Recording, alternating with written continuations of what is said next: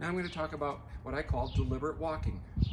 We tend to become sloppy walkers as we get older, and the gait movement is one of the fundamental movements we develop. So when we are a baby, we learn to stand up and we expand vertically against gravity, and then we walk horizontally across the earth.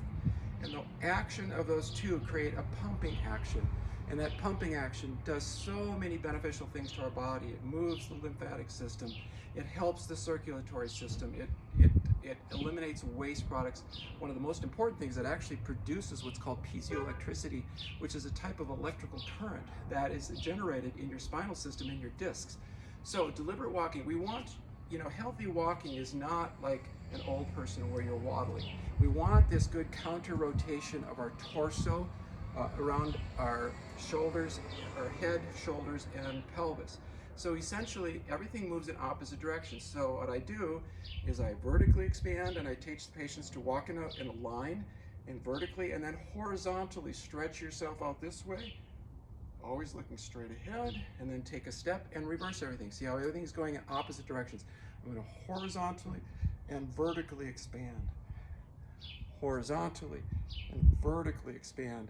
That creates this elongation of my connective tissue so that my fascia gets stretched. And so we want to rotate as we walk on the vertical axis like this with good shoulder, pelvic, head, counter rotation. What happens is people get older, they get very sclerotic, and then they start waddling like this. They have no rotation, and they start doing this, which is an altered gait, and that is not getting any of that functional movement that we talk about that rotates our core and stretches everything nicely. So we talked about it, with the balance exercise.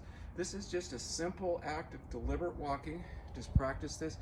It's kind of a meditative thing. Use your nose to breathe, pull your air down into your lower diaphragm, and do it as a meditative walk to kind of center yourself.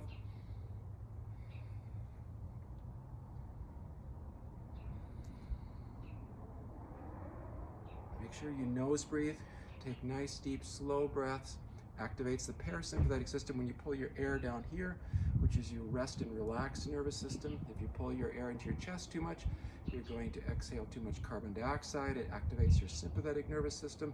So we don't want that fight or flight mechanism going off. We want this to be a relaxed, meditative type exercise.